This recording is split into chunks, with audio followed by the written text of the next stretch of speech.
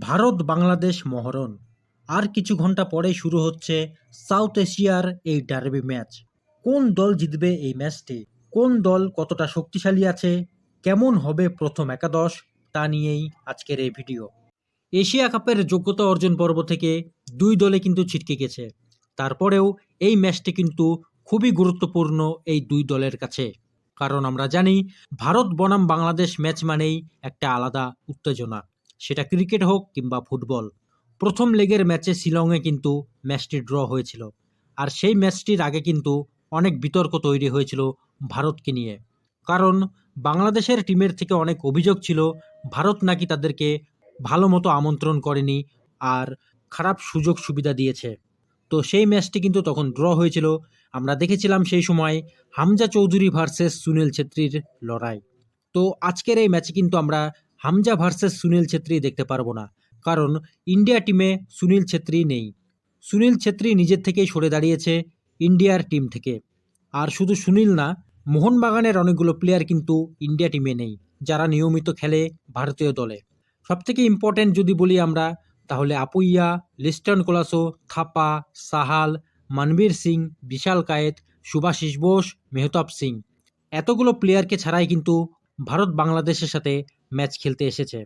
অন্যদিকে আমরা যদি বাংলাদেশের টিমকে দেখি, তাহলে কিন্তু অনেকটাই শক্তিশালী দল নিয়ে আছে এই মুহূর্তে তারা। ভারতের কোচ খালিদ জামিল বলে দিয়েছে শুধু হামজা চৌধুরী না, গোটা বাংলাদেশ টিমটাই কিন্তু দারুণ ফর্মে আছে এই মুহূর্তে। আর পুরো দলকেই তারা সমীহ করছে।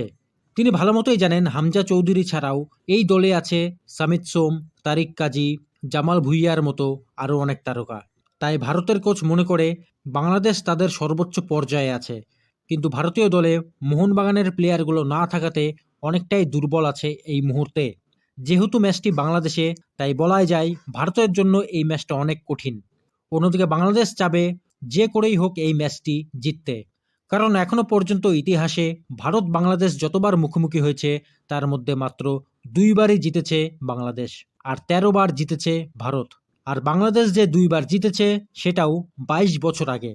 ভারতীয় দলে সুনীল ছেত্রী আর মোহনবাগানের প্লেয়ারগুলো না থাকলেও অস্ট্রেলিয়ার প্রবাসী রায়ান উইলিয়ামস কিন্তু দলে আছে। যদিও সে খেলবে কিনা সেটা এখনও নিশ্চিত না। কারণ ফিফার নিয়ম অনুযায়ী ম্যাচের ২৪ ঘন্টা আগে এনওসি পেতে হবে সেই প্লেয়ারকে। আর ভারতীয় দল এখনও পর্যন্ত ঘোষণা করতে পারেনি যে রায়ান উইলিয়ামস অস্ট্রেলিয়ার থেকে এনওসি পেয়েছে কিনা। এদিকে ভারতের দুই সিনিয়র প্লেয়ার সন্দেশ ঝিঙ্গান আর গোলকিপার গুরপ্রীত বলেছেন যে বাংলাদেশের এই টিমটা বর্তমানে অনেকটা শক্তিশালী আছে আর তাদের জন্য অনেক কঠিন একটা ম্যাচ অপেক্ষা করছে। অন্যদিকে বাংলাদেশের তারকা জামাল ভুঁইয়ার কথা যদি আমরা দেখি, সে বলেছে এই ম্যাচটিতে অনেক হলুদ কার্ড হবে, অনেক গালাগালি হবে, অনেক মারামারি হবে, যেটা কিনা খুবই স্বাভাবিক। কারণ ভারত বাংলাদেশ ম্যাচ মানেই একটা অতিরিক্ত উত্তেজনা। তাই মাঠের মধ্যে যাই হোক না কেন, ম্যাচ শেষে তারা জয় চাচ্ছে। বাংলাদেশের আরেক তারকা প্লেয়ার সুমিত সোম বলেছে ভারতকে তারা অনেক দিন ধরে হারাতে পারে না, যেটা কিনা এই ম্যাচেই তারা করতে চায়। আর সুমিত সোম এটাও বলেছে এখনো পর্যন্ত বাংলাদেশের জার্সিতে একটাও ম্যাচ জিতেনি, তাই তার প্রথম জয়টাই ভারতের সাথেই পেতে চায়। এবার দেখে নেওয়া যাক কোন দলের প্রথম একাদশ কেমন হতে পারে। ভারত ২৩ জনের চূড়ান্ত দল নিয়েই বাংলাদেশে এসেছে। কিন্তু বাংলাদেশের কোচ হাবিয়ার কাবরেরা ম্যাচের ২৪ ঘন্টা আগে ২৩ জনের দল ঘোষণা করেছে। আর এই দল থেকে অবাক করে দেওয়ার মতো কিছু প্লেয়ার বাদ পড়েছে। যেমন অ্যাটাকিং লাইনে আল আমিনকে ছেড়ে দিয়েছে কোচ কাবরেরা। তো এখন দেখে নেওয়া যাক যে কেমন হতে পারে এই দুই দলের প্রথম একাদশ। সবার প্রথমে বলি ভারতের একাদশ নিয়ে। ভারতের কোচ খালিদ জামিল গোলকিপার পজিশনে অবশ্যই গুরপ্রীত সিং সান্ধুকেই রাখবে। দলটার অন্যতম সিনিয়র একজন প্লেয়ার, আর তার সাথে গত কয়েক ম্যাচেও দুর্দান্ত পারফর্ম করেছে সান্ধু। ডিফেন্সে থাকবে আরেকজন সিনিয়র প্লেয়ার সন্দেশ ঝিঙ্গান, আর তার সাথে আনোয়ার আলী। সাইড ব্যাকে থাকবে রাহুল ভেকে আর জয় গুপ্তা। মাঝমাঠে থাকবে সুরেশ সিং ওয়াংজাম আর নিখিল প্রভু। মূলত এই দুইজনই সেন্ট্রাল মিডফিল্ড বা ডিফেন্সিভ মিডফিল্ডে দায়িত্ব সামলাবে। অ্যাটাকিং মিডফিল্ডে থাকবে নাওরেম মহেশ সিং। আর তিনজন অ্যাটাকার থাকবে ছাংতে, বিক্রম প্রতাপ সিং আর ইরফান। যেহেতু সুনীল ছেত্রী নেই, তাই স্ট্রাইকিং পজিশনে কে থাকবে সেটা এখনও নিশ্চিত না। তবে ভারতের অনুশীলন দেখে এটাই মনে হচ্ছে বড় চেহারার স্ট্রাইকার ইরফানকে স্ট্রাইকিং লাইনে রাখতে পারে। এবার দেখে নেওয়া যাক বাংলাদেশের স্টার্টিং 11 কেমন হবে। গোলকিপারে মিতুল মার্মাকে নাও রাখতে পারে কোচ কাবরেরা, তবে এই জায়গাটা কে থাকতে পারে সেটা এখনও নিশ্চিত না। হতে পারে শ্রাবণ বা সুজনকে রাখতে পারে এই পজিশনে। ডিফেন্সে থাকবে অবশ্যই তারিক কাজী আর তপু বর্মন। সাইড ব্যাকে জায়ান আহমেদ আর সাদ উদ্দিন থাকতে পারে।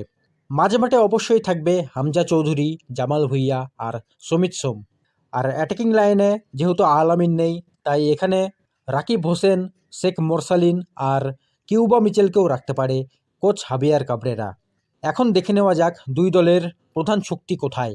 বাংলাদেশের প্রধান শক্তি অবশ্যই মাঝমাঠে, যেখানে হামজা চৌধুরী, সমিত সোম আর জামাল ভুইয়ার মতো 3জন প্রবাসী প্লেয়ার আছে।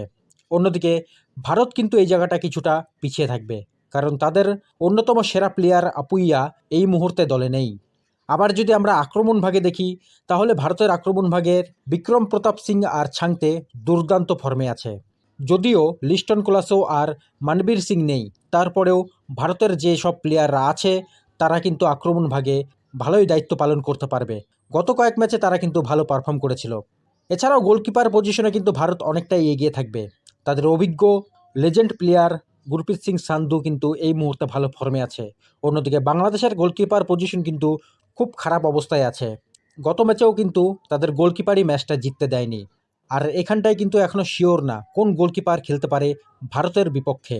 ডিফেন্স লাইন বললে এই জায়গাতে কিন্তু দুই দলের ডিফেন্স কিন্তু সমান সমানই আছে।